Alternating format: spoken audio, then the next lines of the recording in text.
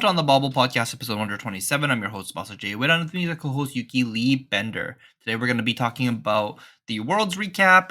We're going to be talking about LL format and a little bit of the Sage format as well. Before we start our episode, how was your trip, Yuki? You just came back from Philly? Yeah, I had a good trip. I was there for about 10 days total. We got there on the Friday before Worlds and then stayed all the way through the Monday. Had a team testing house that was very productive and a lot of fun.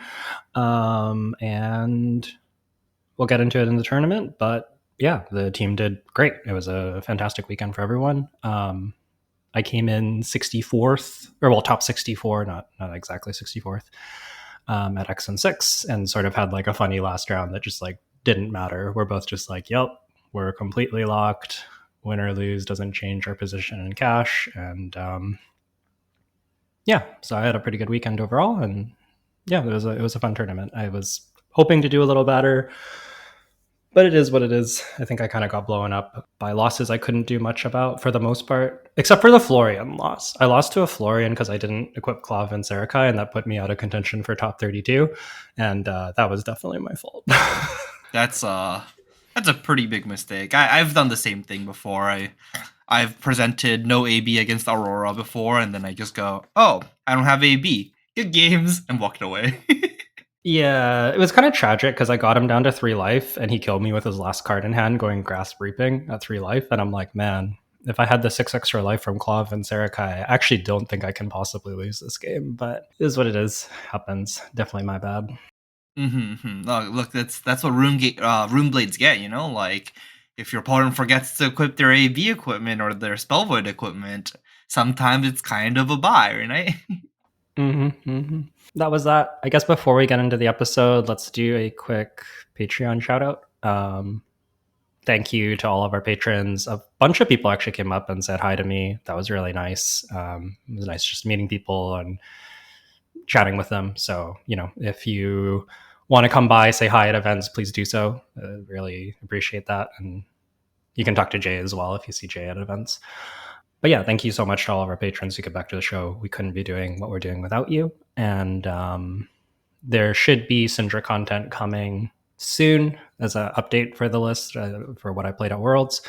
A little bit different than what I posted previously, but ultimately still a Syndra deck. I think there was like quite a bit of like people choosing which chain enders they want and a couple tech cards here and there, but like people were playing like the same 50 cards, and then like the last like little bit is like the only difference between the Syndra lists. So Syndra definitely like pretty solved, but I think there's some interesting choices to be made. So yeah, keep an eye out for that if you're interested, and you can find that over on patreon.com/onthebobble. There's also, like, if you just go on the Fab TCG website, you can also find like Michael Jasker's deck.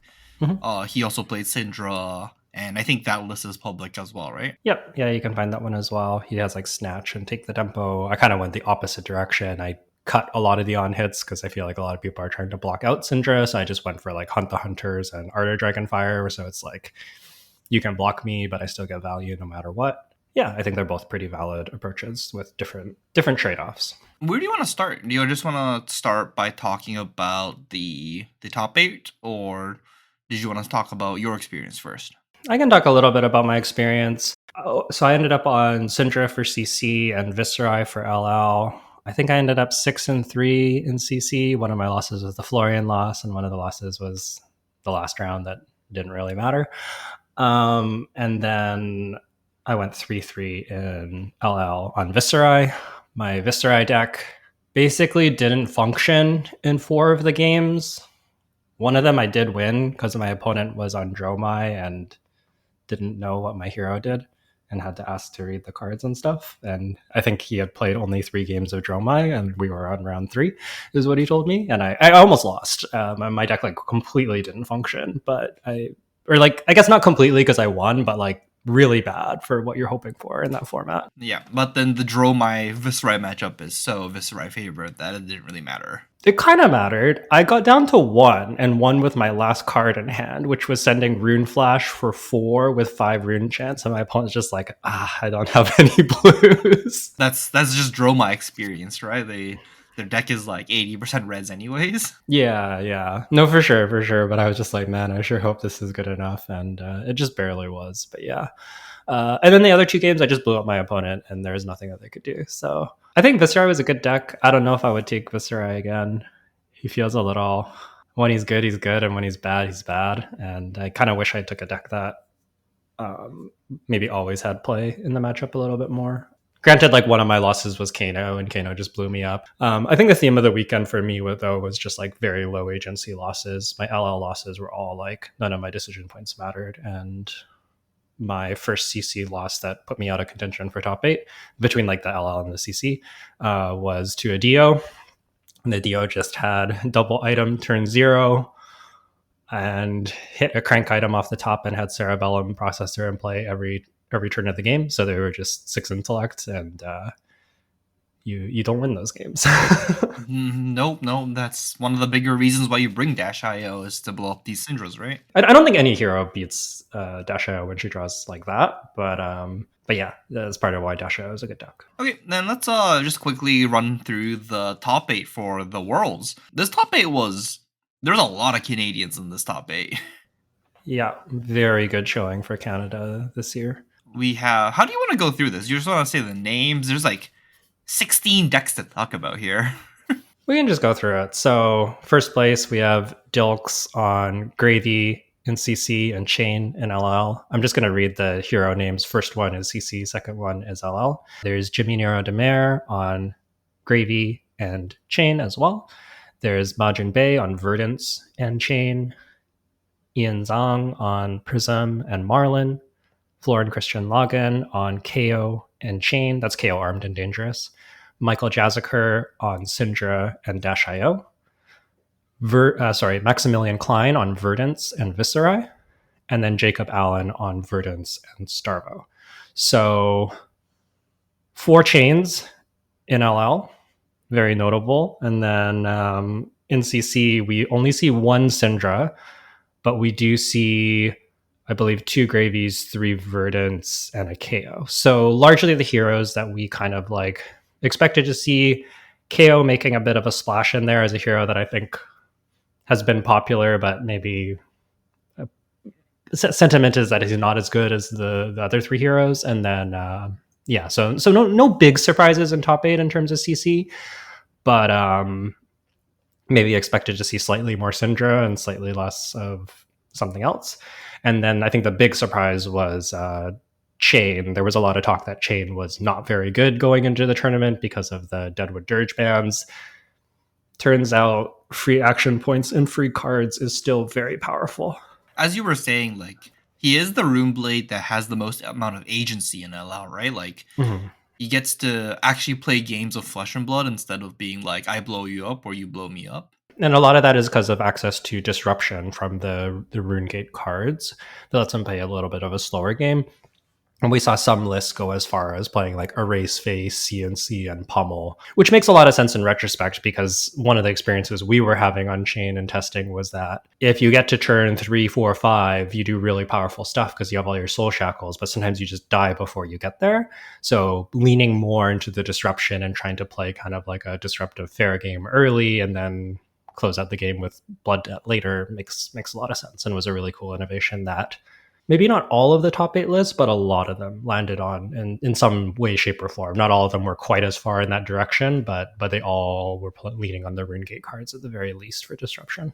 It was kind of interesting, whereas like a lot of the chain decks look quite different, even though it was like a chain mirror. Like the chains were doing different things, and I feel like a lot of the chains were being on like maybe not drastically different, but like there were definitely differences, right? Like some were on rift bounds, some weren't on any rift bounds. Some people had more pummels, more erase faces. Some people had like no pummels. It was kind of an interesting look at this top 8 of at least the LL portion for us chain.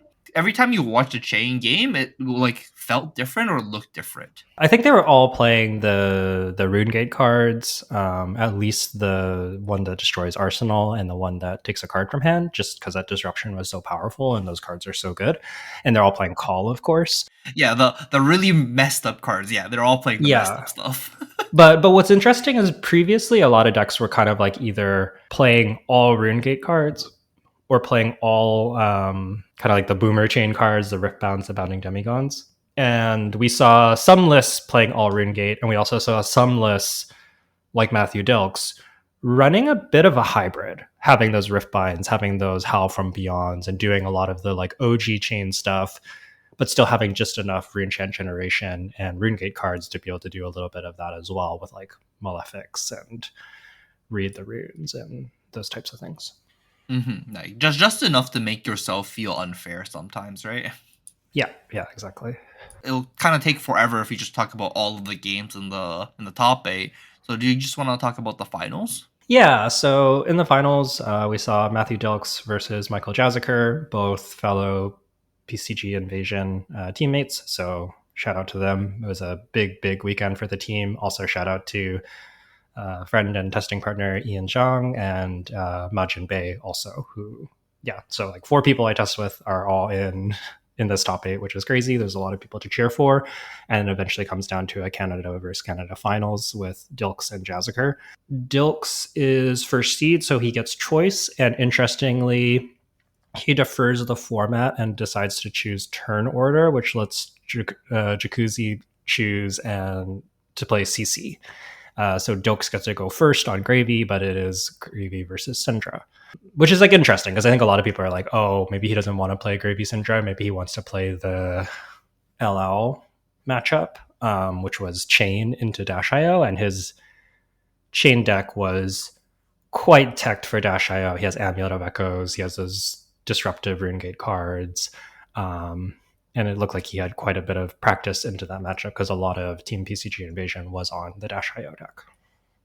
That makes sense. I guess the only problem with choosing the LL format is that then Dash gets to go first every time, right? Yeah, and I think that's maybe what he was afraid of, is that Dash gets to go first, and then if he wins, Jacuzzi gets to go first on Syndra again. So maybe just choosing to take the turn order because he's like, as long as I get to go first as Gravy, it's not too bad, is probably his logic, which was, it was cool. There was definitely some like strategic depth to these dual format best of 3 top 8 that we, this is the first time we've seen it. So it was cool to see that as like a important piece of texture in those top 8 games. I think unlike maybe like 6 months ago when the Syndra Gravy matchup, while Tipple was legal, it was like heavily Syndra favored. I feel like the Gravy Syndra matchup has kind of mellowed out in the recent months, right? With Gravy just playing more D-reacts and more 3 blocks, that Gravy gets to kind of set up their board a little bit early, then the matchup feels kind of reasonable now. Yeah, I agree. It is quite close, and we actually see Dilks take out the first game. It's pretty close, but he just kind of like hits his disruption, doesn't really stumble, and manages to close out the game against Jacuzzi. I guess onto the second game, which is LL. There's basically a bunch of turns where Dilks is trying to push disruption plus damage and keep Jacuzzi from being able to go off. And Jazaker ultimately has to go to 1 and take his turn with a decent amount of setup, but maybe not the perfect setup. And he does manage to get there just barely. Well, maybe not just barely. He overkills by quite a bit, but just barely in the sense that like he needs to find the combo first. Yeah, and if Dilks had like a teeny bit more damage, he wouldn't get there, and also he had to dig really hard for his high octane. It was the big thing. Like he had the Cerebellum, he had the optical monocle, and he found a second Cerebellum, which sounds great, but the thing was that he was missing the high octane, and he didn't find it until I think he dug through like all his optical monocle ops and really had to dig to find it, and just barely found the high octane, which was, I think, necessary for that turn. It's hard to say because if he doesn't find the high octane, he finds a different card, so it's hard to know how it would play out. But yeah, I think he really needed to find that high octane to have a good shot, and he did, and he took it down. And then finally in the finals, or the final match, Gravy Syndra rematch, and this time Dilks does stumble on Gravy, draws like some kind of ally heavy hands. Jazaker gets to take it down. So yeah, very exciting finals. Would recommend watching it if you haven't. Yeah, even if you know the outcome, it was a very sick game. Most of the Dio games were really nail-biting. I guess because Dilks lost the second game, did he defer the format again on the last game? Do you know this? I believe he did. Okay, and then he goes first again. Yeah, he must have, because he went first again. And I think Jacuzzi didn't want to play. I think Jacuzzi didn't want to play against his chain deck because he has like the Amulet of Echoes and whatnot. Yeah, it's not a favorite matchup for him. Mm-hmm. So he won the underdog game and then drags it to game 3 and wins. That is crazy.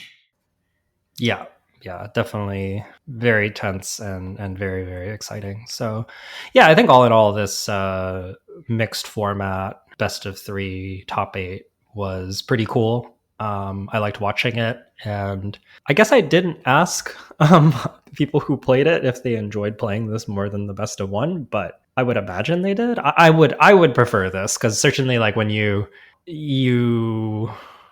like Dilks is first seed, he wins a whole bunch, and he actually loses his first game against Jimmy on Gravy, I believe. So he's like down 0-1, and like if it's best of 1, you're just out. But being able to play a best of 3 when you get there just feels, I don't know. I think it's nice to have like a little bit bigger sample size and not just, there's a lot that can go wrong in a single game of cards, and just having a best of 3 feels kind of fitting for top 8. Yeah, no. Watching it was much better. It sounds kind of awful to run a tournament of best of 3 because, like, man, these were 8 games. Like, this is a whole tournament you kind of play, right? If you play the top 8 of this event. Yeah, you're playing like 6 to 9 rounds of constructed if you go all the way.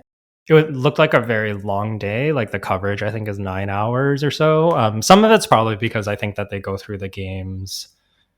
They try to cover a little bit from all, and a lot of these games are being recorded. Yeah, it looked like some of those games were like we watched like Ian Zhang, the person match on Vei's game in the beginning. I think we watched one of Jacob Allen versus Maximilian Klein's game, and like those were all in this quarterfinals. So like we did watch a bunch of the games in the top 8 as well. And obviously ended up on the finals, but yeah, no, we watched a bunch of games for the top 8. And I think thankfully there was no super grindy fatigue matchup that could have really bogged things down. You get like a 2-hour game in there and it's a best of 3, then you have to run it back or something. Could have, I think, was like a potential danger. Oh, mostly in CC.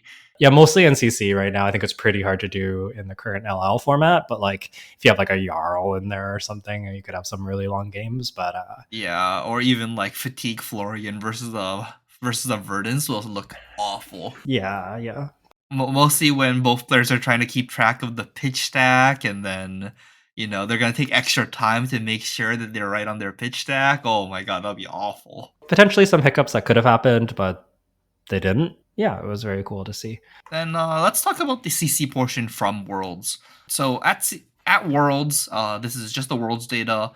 We're not going to talk about the battle hardened data because we don't actually have it, I don't think. We might be able to dig it up, but there's a lot to cover. So yeah, we're going to focus on the Worlds data.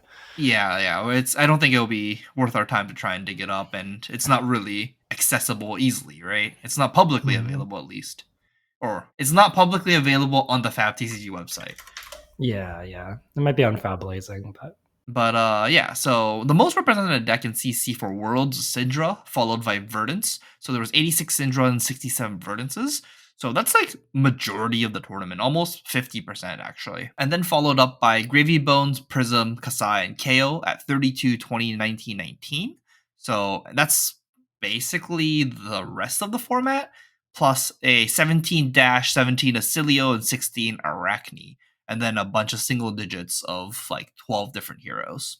Is this kind of what you expected for the CC metagame for Worlds? yeah, I think there's no big surprises. Syndra, Verdance, Gravy were kind of the big decks going into the weekend. There was a lot of talk about Prism, and then like Kasai, KO, Dio, Acilio, Marionette were all also decks that could show up, could do well, had some reason to be played into the metagame. And I think all the decks below that are also not super surprising that they're less represented. So yeah, this is more or less exactly what I expected.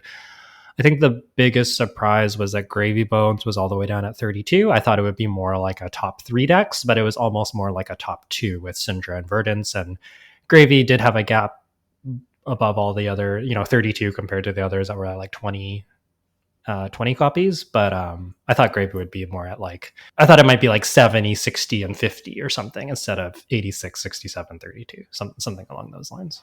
That makes sense. That makes sense. But I guess it does make sense though, because like Gravy Bones kind of lost its like the ceiling of the deck. I think unless you're like really really strong on Gravy, it doesn't really make sense to bring Gravy compared to something like Verdance or even Syndra. Yeah, and I also think that maybe with Verdance, in some of the previous like callings, it was seeming like Verdance was the top deck. And in that environment, Gravy makes a lot of sense because you have quite a good Verdance matchup. But with Verdance falling off a little bit because of the weakness to Gravy and Prism, and Syndra rising up in popularity, it kind of makes, in retrospect, makes sense that maybe some of the Gravies are like, hey, Syndra is going to be the most repped. That matchup's a lot better than it was before, but I need my deck to function, and then I get to play a close game. And if my deck just doesn't function because I draw all allies, I just lose. So not where you want to be, I think, is how I would put it. Yeah, that makes sense. That makes sense. And then I guess one last shout out would be just the one Fi. That was Ellie, right? Yeah, Ellie ended up taking Phi. She thought about swapping to Syndra last minute and then swapped back to Phi last minute and had a really good run. I think she ended up X2 in CC, X1 in CC, one of the two, and had some pretty exciting stream games. So yeah, cool to see some of these like less popular picks doing well. And a lot of that was because of the Phi having a very good Syndra matchup while still being solid into Verdance and Gravy was kind of like the angle there. Kind of sick. Kind of sick. Anything else you want to say about the World CC metagame? We'll quickly touch on the Battle Hardened winners next. No, I think that's about it. No real surprises. And I think that's just kind of a product of having CC at the end of the season after we've had, PQs, callings, battle hardens. The format's pretty solved, and that's just going to be the case. The season's not over yet, Yuki. We have True. another season of competitive local play coming up after this. Yeah, that's true. There will be another season with this same set. Yeah, we have Road to Nationals with CC without any new sets coming out other than 2 Armory decks. Yeah. We're still in the middle of the season. We need this format to evolve a little bit more, I think. Yeah, we'll see. I'm curious if they will take any action against Syndra or Verdance, but we'll have to see. Upcoming BNR, I don't know. I don't make the ban list. I trust LSS to make good decisions. I think it's reasonable if they wanted to bring Syndra and Verdance down a notch. Give me back Bonds of Agony. Yeah. If they give us Bonds of Agony for 2 months, I would love it. I don't know if that's gonna happen, but you can ban it after Road to Nationals. I don't care about after Road to Nationals. Just give it to me for Road to Nationals. I would love that. I want to play full power Arachne Huntsman for 2 months. Yeah, let's talk about the Battle Hardened winners. So there were 2 Battle Hardened at Worlds. It's sold out. The first one sold out like immediately as Worlds got announced or something. So they like added another Battle Hardened. I've heard there were some people that still couldn't play the Battle Hardened. Is that true? yeah, the second Battle Harden was still sold out some number of weeks in advance, and then they basically had a lottery system where you could sign up, and then they had like X number of slots that they could fill, and they would read people's names off, and you could go and pay and sign up, and you had like a minute to do it, and then they would read someone else's name. I did not get in. I tried, but I didn't get in. Something very sick is that Shoma, who ends up winning one of them on Kasai, I think was in the very last group of players that was called up to enter the Battle Harden. Wow. You win the lottery to even participate in the tournament, then wins the tournament? Sicko. Yeah, that was pretty impressive. I was like, I guess he deserves a slot. Alright, fair enough. So yeah, Shoma on Kasai wins one of the Battle Hardens. And then the other Battle Harden is won by Alexander Vor on Acilio. So neither of these decks are the top 3 or 4 decks that was at the top of the CC metagame for Worlds. Yeah, they're all sort of like the A tier decks that have an angle into the top. I think the idea behind Kasai is your Syndra matchup is decent. You have a good Gravy matchup, and it's just it's just Verdance, I guess, and probably Prism as well. That's not super good for you, but you're kind of good into the rest. And then Acilio, you have a solid Verdance and Gravy Bones matchup. You just don't really want to see Syndra and KO. And probably Prism. I guess I don't know how the Prism matchup goes. It has to be bad, right? It just has to be bad.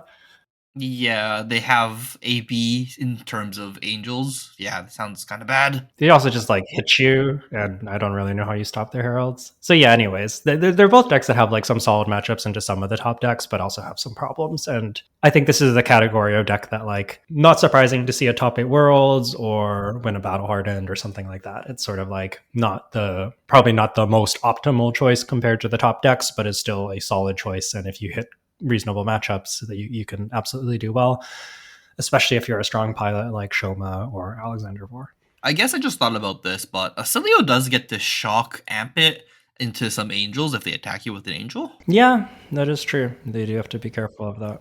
That's pretty gross. As like if you were an unexperienced prison player playing into Acilio for the first time, you'll be like trying to attack you with an angel, but then they go shock. Your turn ends. That could be devastating. Definitely. Okay, then let's move on to the LL portion of the Worlds metagame first. So the most played deck at Worlds for the LL side was Bravo Star of the Show, followed up by Viserai with 71 copies of Bravo and 66 copies of Viserai.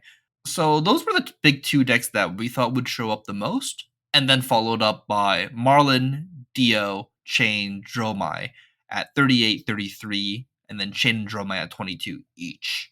So this is kind of exactly the metagame that we were thinking when we did the episode prior to Worlds, right? Yeah, I think I would have expected Viserai to be number 1 and Starvo number 2, but they were pretty close. It's not like a huge shock. I don't know if I just like didn't run into the Starvos or what, but I feel like I didn't see for it being the most rep deck, I just didn't see that many Starvos around. I don't know if it was like just like the players who happened to do well were not players where like there was less of them on Starvo, or I just wasn't sitting near the Starvos the way that the rounds were paired. I don't know, but I felt like I saw less Starvo. I saw a lot of Viserai running around, but I didn't see all that much Starvo running around, and I was like, huh, that's interesting. That being said, Starvo did make top 8, so it's not like he wasn't around. I don't know, anecdotal. The people that you were sitting around weren't Starvo, right? Which is kind of funny because that was like one of the matchups I wanted to see. I'm like, please give me Starvo. And I played no Starvos. And then I had like Tech for Dash IO. I had 3 Amulet of Echoes. Didn't play any Dash IOs. Didn't play any Marlins. So you just didn't play any of the top decks. So you dodged. Well, I played Viserai Mirrors. I played like 3 or 4 Viserai Mirrors. Okay. But like the 3 decks that you just mentioned were 130 players roughly. So that's only like a third, just over a third of the field. So it's actually not that unlikely for you to dodge them in 6 rounds. Yeah, no, it's not super unlikely. I was just sort of like, where are all the decks I prepped for? LO is a kind of a format that I think people are kind of more curious about because they don't have as much experience on. How was your LL testing for this tournament? Did you like enjoy the process, or how was that like? I enjoyed the process. It was pretty stressful. We spent vast majority of the time in the house on LL, and I'm really glad that we had the testing house to be able to do that because they made bans like 2 weeks before the tournament. I hope that they don't do that again, especially like if it's CC, fine, but for a newer format like LL, it made things really chaotic. And I think that already not necessarily everybody would like know everything about LL had they made no changes. But with the last minute changes, there was just a lot of scrambling, which maybe made for an exciting viewer experience, but I think was not really ideal from the tournament prep side of things. And in particular, I think we missed out on Chain just because we didn't have that much time. The Chain decks that we tried initially were not very good, and then very late into testing, we're like, hey, this other build of Chain's actually pretty good. And I think had we had like a little more time, like another week, we could have got there. But it was just a little too short for a format that was pretty underexplored. Yeah, because like even if there was no bannings, you guys would have to still test a lot of this anyways, right? Yeah, exactly. And I felt like we had tested a lot of it, which was kind of the shame. Like we had kind of spent like several weeks testing LL, and I felt like we were at a good spot. And then they're like, we reset all your work.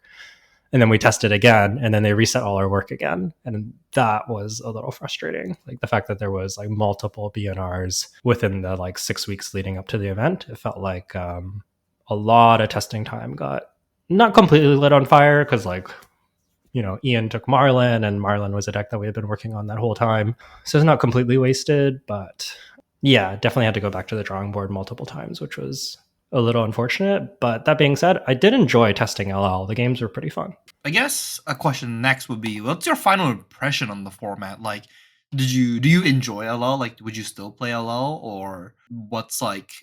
Would you want LL back on the Pro Tour circuit? I have such mixed feelings here. After testing the format and going into LL, I was like, yeah, this format's great. I like this format quite a lot. After playing some of my games and having some pretty frustrating games, I ended up feeling like I think the format is better than a lot of the community sentiment where people are really down on it. I actually think it's pretty interesting. There's a lot of decks out there. And I think if LL had a little more time, it could be pretty interesting. That being said, it is a little more swingy and high variance than I would like. And it kind of gave me vibes of playing something like Modern in Magic, where like your deck's doing really explosive things. You have like these really powerful silver bullets like Amulet of Echoes for Dash IO that end up coming into play and being really important, or like some Starvos were checking like Channel Bleak Expanse. So you just like have these like really powerful hate cards that are pretty interesting. The thing that ended up feeling a little bit weird that I didn't notice in testing, but I did notice in the tournament, was that playing such an explosive format when you get to run the matchup back after you get high rolled feels pretty good. But when it's a tournament and it's just like it's best of one, you died, it's like, well, okay, like sure. I kind of wish there was a way to do like best of 3 LL. I don't think it's realistic because of like tournament logistics takes too much time, blah blah blah blah blah. But I actually think if there could be like a best of 3 LL, that would actually be like a really good format. Okay, yeah, that would make a lot of sense. I guess, yeah, there's still some matchups in the format where like one game could take 40 minutes still, right? So they still can't do that, but I guess like majority of the decks in LL, the games will end in like 20 minutes or so, so they could feasibly do a best of 3. Yeah. It's like maybe possible. The Dash IO deck probably can't exist if you're doing that because their combo turn can take like 30 minutes sometimes.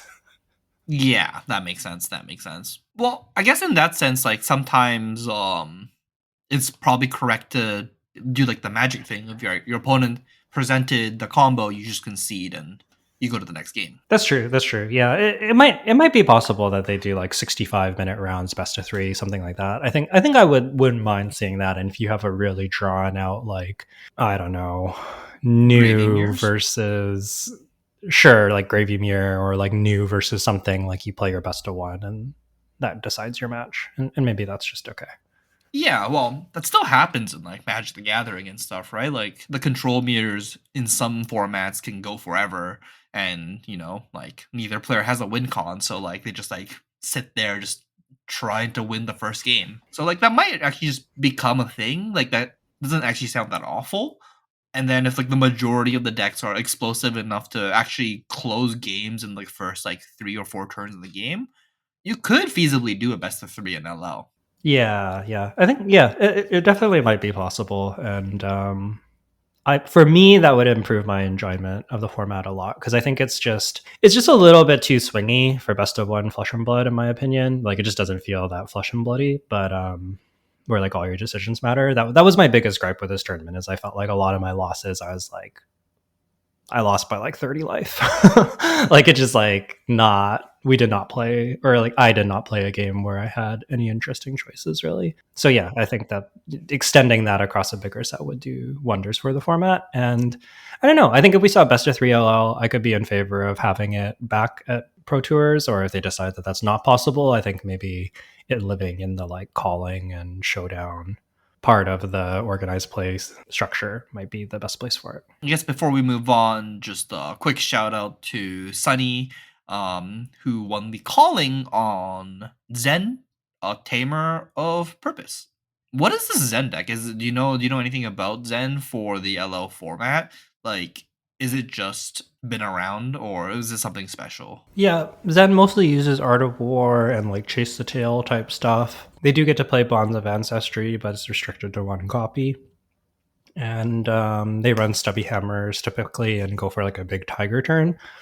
I believe that Sunny's deck was playing some amount of like a race face CNC to be able to do some of the disruptive thing because the L decks are so powerful that just like taking cards away from them is like one of the best things you can do. Okay, fair enough, fair enough. Honestly, I feel like the biggest takeaway that I had from just like watching LL games or listening to people test LL was that cards like Channel Bleak Expanse, cards like Erase Face, like cards that are just like usually not as strong in CC are like super powerful in LL. Like even cards like Chains of Eminence, I think it's called, the one that like lets you stop them from playing or pitching a card of your choice. So Yeah. like it's really interesting to see some of these like really edge case cards just like shine in this format. Yeah, definitely. Another thing that kind of came up in our testing with Marlin that I think like kind of encapsulates some of this format was that there was a lot of discussion of like originally premeditate was like the main pump in the deck, and we sideboarded into Seek and Destroys, and then there was like some discussion of like, do we just cut premeditate and run Seek and Destroy and Lace with Inertia instead? Which like from a classic constructed lens sounds crazy because like obviously a card is better than an inertia or a seek and destroy, but in LL where these decks are trying to set up these like really powerful turns that can literally end the game in one turn sometimes, just denying them the ability to arsenal is actually super super powerful. And yeah, we saw like a lot of these Marlin decks playing at least some of these arsenal disruption effects. And I think that's like a good example of how the game is kind of less about maybe like turn over turn value and more about like not letting your opponent do the thing that they want to do and trying to find the window to do the thing that your deck wants to do. Yeah, prevent your opponent from 60ing you in one turn and hopefully survive the next turn so you can 60 your opponent the next turn. Yeah, pretty much. Okay, fair enough, fair enough. Okay, then anything else you want to mention about the LL format before we talk about the Sage format that got announced during Worlds? I'll say that I don't know if LL is coming back anytime soon. I saw that it's like in the other formats category along with Blitz. So I think LL might be kind of shelved for now, which is sad. I think that this format is quite a bit better than it got, than its reputation, I guess, or its community sentiment behind it was. But also, if people don't want to play events for the format, it's really hard to make the format be a thing.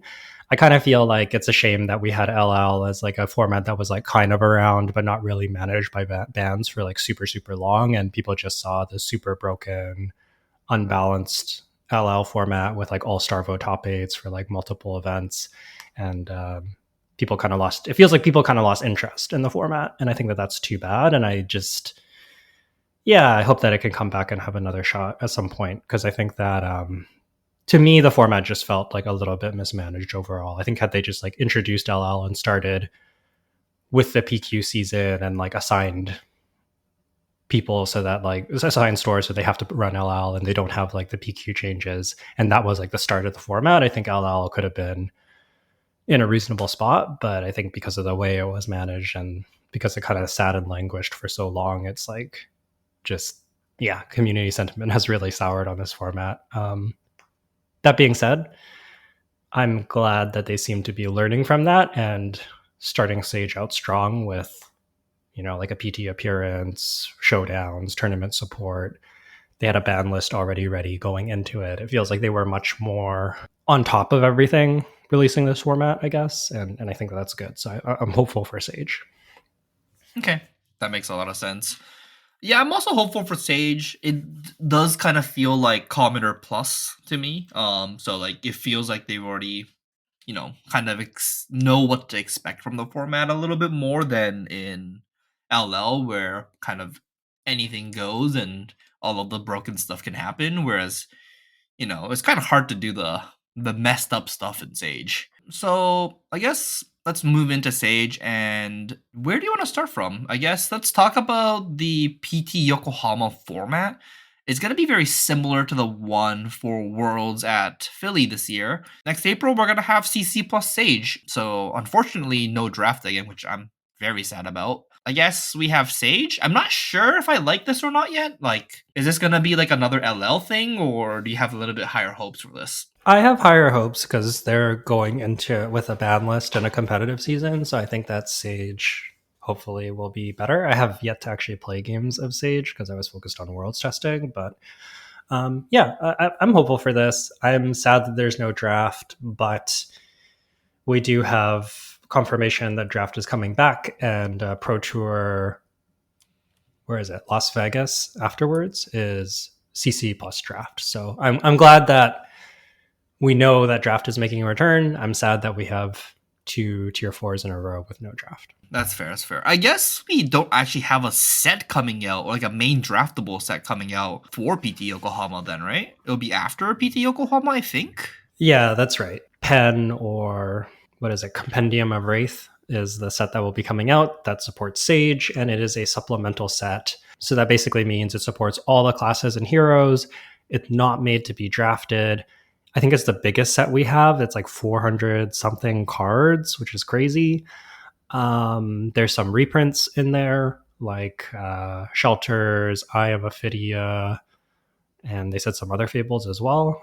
They said generic fables, which I think means Heart of Findle and Riches of Tropeldani, I believe. Don't quote me on those. Those aren't announced. I'm just sort of extrapolating that they said there's like 3 generic fables, and so that's my guess is. I don't think there's other generic fables. We have another generic fable, Yuki. Remember, we have Command and Conquer that got printed as fabled. I guess we also have Deathmatch Arena. Oh yeah, we have Deathmatch Arena. Yeah. You can't forget about those premium generic fables that they printed in the past. So yeah, we'll see. Lots of reprints, lots of equipment for Sage, and probably some actual like main deck cards for Sage as well, by the sounds of it.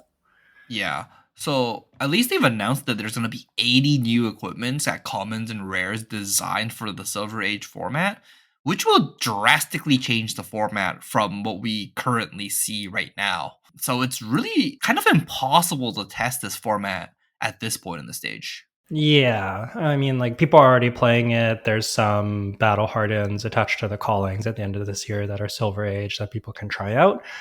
So we're going to have some impressions of the format, but I think everything is going to shift with Sage. It sounds like a huge shakeup to the format. And it sounds like kind of what the format is designed around is this starting point with Compendium of Wraith being a thing. Should we talk about World Premiere London and what that looks like?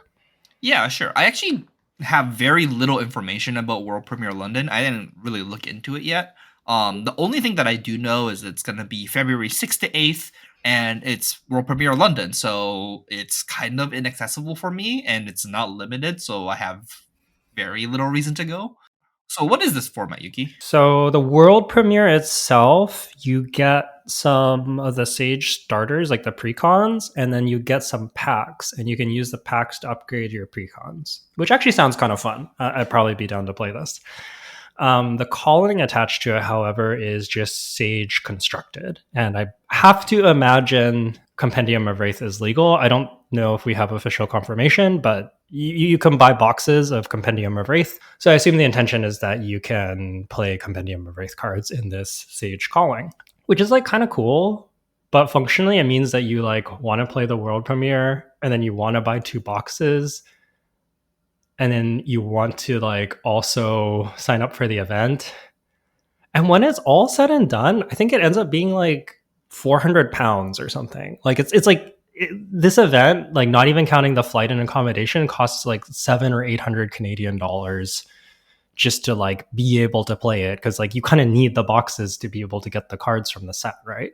So I don't know. I'm not a fan of this one. How would you feel if the Compendium Wraith cards weren't legal then? So then you didn't actually have to buy the product to go play this event. Is that better? Is that worse? It's like better and worse. So like I guess it makes the It's like cheaper, but it feels like what's the point? Yeah, that makes sense. Yeah. Like it's significantly cheaper and affordable, which Sage is supposed to be.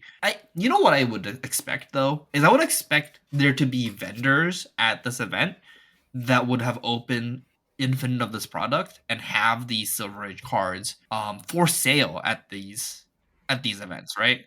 And you might be able to trade and stuff as well. Like I think it's probably like not that bad, but like I think I would feel compelled to buy the boxes just to like be safe, and so much money. Imagine that there's like a rare that everybody wants, like a generic rare that everybody wants. How expensive do you think that card will be at this, world premiere? Like imagine a card like Sink Below. Like obviously Sink Below is banned, but like, you know, as good as Sink Below in this set at generic, at rare, you know, is this gonna be like a $15 card, or is this gonna be like what's gonna happen to that card at this just at this event, right? Like, because everyone's gonna need this one rare. Yeah, I don't know.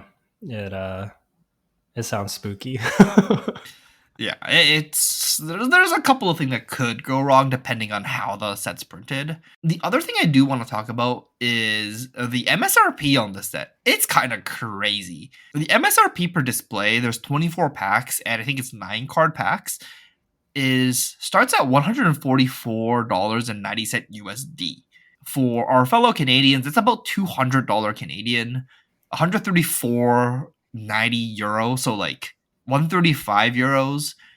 This is pretty ridiculously high price for a box. I guess that's MSRP, so like your LGSs will usually undercut this, but there's the Flesh and Blood has the policy where you can't sell a product below a specific price. So in the USA and Canada, it's essentially 120 US dollars or 165 Canadian dollars. So like stores are not allowed to sell these products for less than 165 CAD or 120 US. This is a ridiculously expensive product per box. I don't really have anything to add, but like, yeah, it's really expensive, which is like a little bit at odds of the affordable format. I mean, I guess realistically, like once this product gets shredded, you can, if all you want to do is play Sage, you can get singles, and the singles will be pretty cheap, presumably. But yeah, if you want to buy boxes to open this for Sage, it is pretty pricey. Yeah, I don't even know how cheap it would be though, right? Like stores, no way stores can actually make a lot of money on this product if unless like this MSRP is like a drastic markup. Well, this product does have the treasure packs back with like there's like the Eye of Ophidia and Fabled reprints. There's like EA shelters. I don't know what else is in that treasure pack slot, but like there is some of that going on. Some of the booster box cost will be in those kind of like premium chase cards. Oh yeah, I guess that would make sense. Yeah, it's like how like high seas boxes are kind of expensive because of those packs inside, right? I don't know if I'm a big fan of this price point change. Mostly when you're trying to support a format that's supposed to be casual, friendly, cheap, right? Like that's kind of what they're trying to what's it called? That's what they're trying to promote, right? And like we're looking at these prices and I'm like, huh, like I kind of this price point kind of prices me out of a box.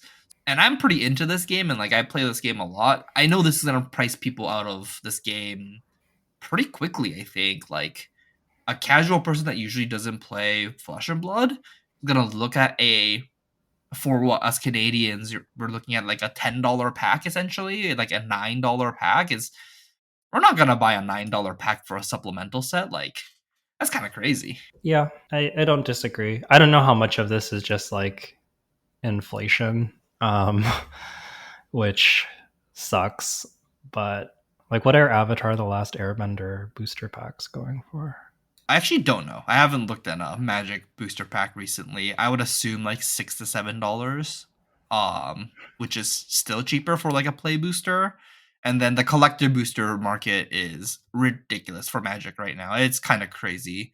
So a collector booster is I don't know what's happening with that stuff, but I think a play booster is about $6 to $7 per pack right now. Oh no, out of stock, $10. So this might just be inflation. I don't know. Maybe this is the Really? world that we live in. Yeah, Wow, $10 a pack now is kind of crazy. I know that like Gundam was also like this. Is why I'm just like maybe this is just card games now. So like I don't know. Maybe yeah. Jumpstart boosters $9. Yeah. Ah, that's crazy. That's crazy. There's too much for these games. Yeah, it's a lot. I guess moving on from the price point of this product, what do you have any format impressions or thoughts so far for the format? Or like have you played any games? I guess you said you already said you haven't played it, but have you heard about any decks that are strong in Sage? I've heard Azalea's good. I've heard Guardians with like staunch response and block cards are good. I kind of want to build Lexi because you can do snapshot Death Dealer stuff and that deck is fun. I don't know if it's any good, but I'll probably spend some time building Lexi. I heard Ira's good. Yeah, okay. Yeah, that's kind of the same kind of things that I've heard.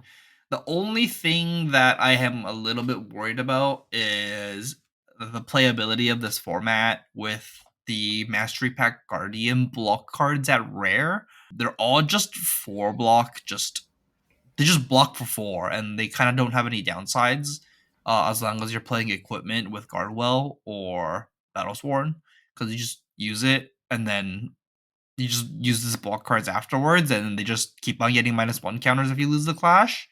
Yeah, they just have infinite amounts of block, and if as long as they have Titan's Fist, like they'll eventually wear you down. Is kind of where some of the games have been going, which is not that fun. Yeah, I agree. I think you want defensive decks to exist, but if it goes too far that direction, it can be not ideal. So, yeah, I don't know. I have some questions. I need to experience it myself, and I guess we also need to see what happens with Compendium of Wraith. But yeah, seems Okay. very you can block out and you can do big dominate arrows. It's like sort of what I've heard about the format. Or you can do Ira stuff because Ira is always good against decks that want to block. Yeah. Essentially, the decks that are good are the decks that kind of demolish the Guardians that want to play block force. Mm-hmm. I don't know if it's a good thing, but we'll see. We'll see. You know, the format's still new, and then obviously when Pen comes out, it will be more reasonable. But at least for the first couple of battle hardens, I don't think there'll be any changes until those happen. So we'll see how. What is the word? Toxic? The toxic this format's gonna be. Yeah, we'll have to see. We haven't seen any tournaments, so it's all like Talishar data. So we'll have to see what happens. But yeah, I'm definitely going to be curious to see how the major tournaments play out once we see them. Okay, the next biggest kind of announcement from Worlds will be showdowns. So showdowns are basically battle hardened replacements. From what I've heard, I think they're replacing all the battle hardens, and all of the world premieres. Sorry, not world premieres. World tours are going to have a calling now and a showdown.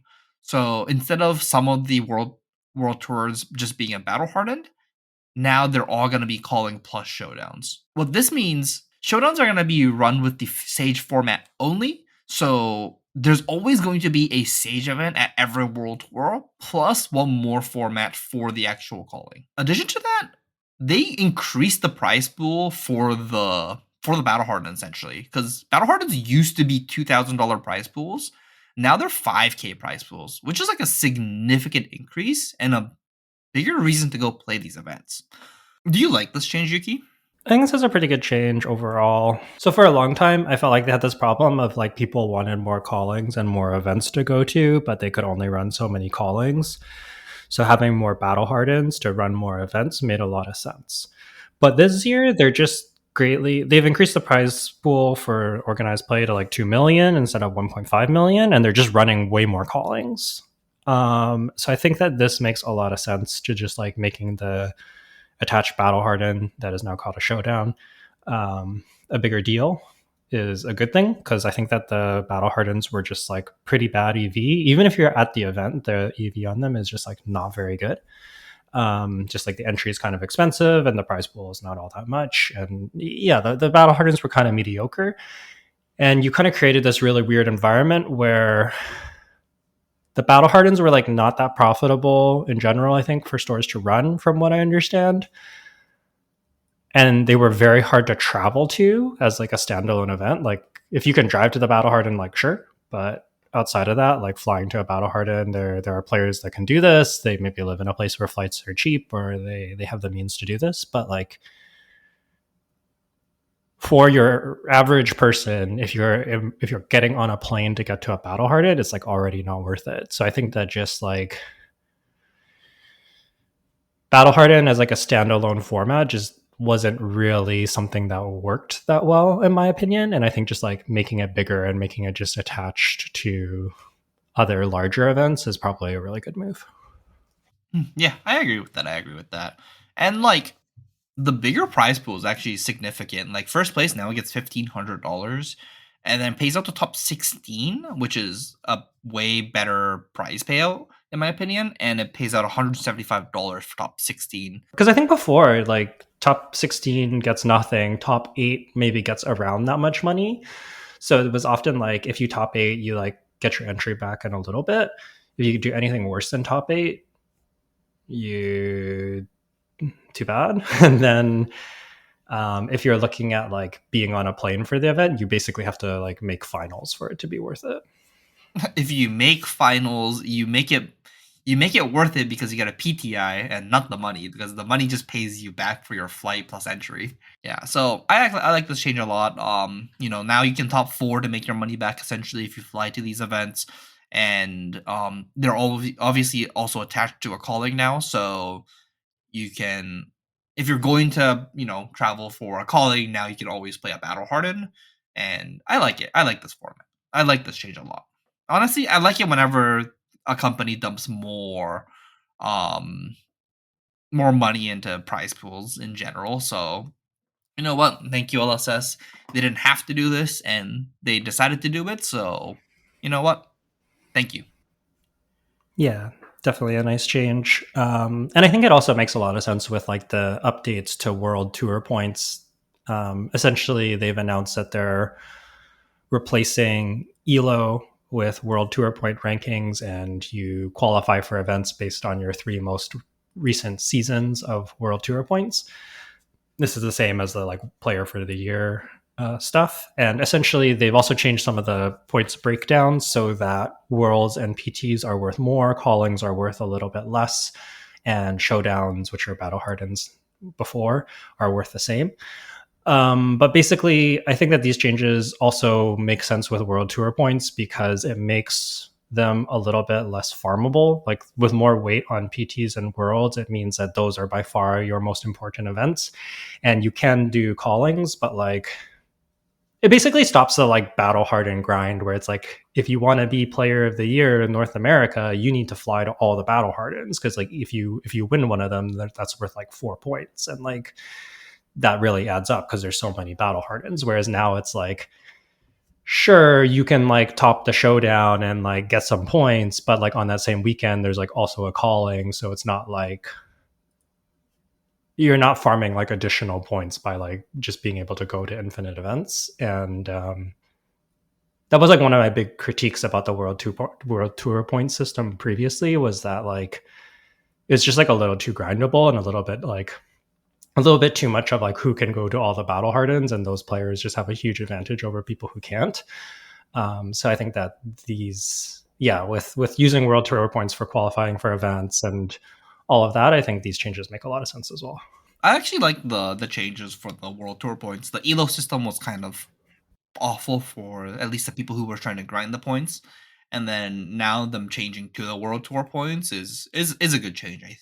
I think they might have to change a little bit of the, maybe they need to fine tune how much each thing is worth, and I don't know if they should do some like decaying point system instead of like a, once you earn X amount of points, you're kind of good for the next 2 years, is kind of what it looks like right now. Oh no, it's not for the next 2 years because basically I think it basically takes your like 3 most recent seasons. So if you have a really good season, that will probably that might carry you for like a couple more seasons, but the seasons are basically like set releases. Oh, is it only that short? I thought it was longer than that. No, the seasons follow set releases. Oh, okay, okay. I thought the seasons. Let me double check this real quick. They basically use the example of like, so not Pro Tour Yokohama, but for Pro Tour LA, it will use the Compendium of Wraith season, which is the one coming up for Yokohama. It will use the Super Slam season, which is this current season that we're in, and it will use the High C season before. And basically, all the points that you got across those 3 seasons will be totaled, and I guess you'll have a ranking based on how many points you have compared to all the other players who are also playing events within that same time period. Okay, okay, that makes sense. Actually, that makes a lot of sense. And then I guess the next one would get rid of the high seas season, and then it will introduce whatever, I don't know, whatever the next set is. Yeah, fair enough, fair enough. Okay, that's actually not that bad. So it takes about your most recent like 9-ish months then, like 10 months Mhm. about, I guess. Yeah, essentially. So basically, it rewards consistent, strong finishes. Okay. Reasonable, reasonable. Yeah, we'll have to see. Maybe this just kind of locks the same 30 people that kind of grinds all the time. Which isn't a bad thing, I don't think. Yeah, I don't think it is a bad thing to have people who, like, I think ideally, if you're having some kind of qualification system based on like points or wins or whatever, like I think ELO is also kind of along these lines. You probably want the people who are traveling to most of the events and consistently, like, let's say, cashing and sometimes topping them. You probably want those people to be qualifying for your majors if you're like incorporating this as part of your qualification system, because like those are people who are enfranchised with the game, but also people who are doing well. And that's kind of like the idea, right? Is to just give people ways to qualify that like maybe doesn't involve top 8ing your nationals or top 12ing your nationals to get your world's invite. Like you miss on top 12 of your nationals, but you've top 8ed some callings, you've cashed some PTs, and like that's good enough. That's a pretty fair system, I think. It doesn't actually affect that many people anyways. Like the ELO system only affected the top 100 players before, and then this World Tour system's gonna affect the top 100 players again. So it's like it doesn't actually matter for 99% of the players that are playing this game. Yeah, definitely true. I guess the last little thing to talk about that they announced will be the card legality for the Sage format. So obviously they're gonna have a BNR for this format, which will dictate what cards can be played. But there's instead of having a living legend system, apparently they're gonna be doing a community voting system. I'm not sure if this is a good thing or a bad thing, but what they're gonna do is if you participated in any Silver Age event, a sanctioned Silver Age event, apparently you're gonna get a ballot to vote a hero out of the format for one season. After that season is over, the heroes will come back to the format and they cannot be rebanned through community voting. So that means at the longest, a hero will be banned out from the Sage format for one season and it'll at least be legal for the next season. So no point where your decks will be completely illegal forever. I guess unless they ban maybe like a key card for your deck, but your hero will technically still be legal. I have never experienced a system like this. Let's say that I'm skeptical, but maybe it's good. This can lead to some really interesting things, is I think what I will say. I would love it if at one point the community goes, yeah, we're gonna ban X hero for no reason other than that it's funny. So if somebody makes a big enough meme about let's ban, let's say, but like, just Bolton or someone, like let's ban Bolton because we don't like Bolton to be in this format, or it's kind of funny to ban Bolton. Or even like Teklo like just choose a lowest win percentage deck. Let's ban it out of the format because I don't know, it's funny. And if the community actually like bands together well enough, then that can happen. Like I guess that might be a thing if the stage format is actually good and like you don't want to ban anybody. The community, I guess, should get together and ban some irrelevant hero from the format for a season and keep the format as is. That might be interesting. I have no faith in the community doing this. I feel like whenever a hero is the best, people are just like, get that guy out of here. They need bans. Nah, but like, yeah, okay, fair. Okay, let me put it this way. We're going into RTN season. There's no new set coming out. If we did a community ban to ban 3 heroes, do you think Verdance and Syndra would still be legal? Like, no way, right? Like, there's just like no shot. Okay. I have no problem with Syndra, but I do have a problem with Verdance. So like, Verdance will go. Like, I think that's okay. But Syndra can stay, like. But you're right. Syndra's probably gonna leave because enough people will vote on it. Yeah, maybe I'm wrong. Like, it wouldn't surprise me if there's like at some point a hero that gets voted out because it's like funny or whatever. But I do kind of feel like there's no way the community is going to be like, this format's great, we should just keep playing this format. There's going to be like some deck that's like, that one won 20 wins and the other deck's only won 15. We gotta ban that guy or that whoever. Fair enough. Fair enough. Okay, all I have to say is don't touch the Arachne. Yeah, just leave him be. Leave him be. He's not good, but I want to play Arachne, so don't touch Arachne. You should ban Arachne. Well, we don't even get the good cards in Sage. Like we get actually just the awful version of Arachne because they printed Hunter or Hunted at Majestic instead of Rare. Yeah, clearly that card should be a Rare, not a Majestic. Yeah, clearly. Okay, you wanna just wrap it up here then? I guess before we do, are you excited about Sage? No, I am not excited about Sage. I thought you would be. Well, what makes you not excited about Sage?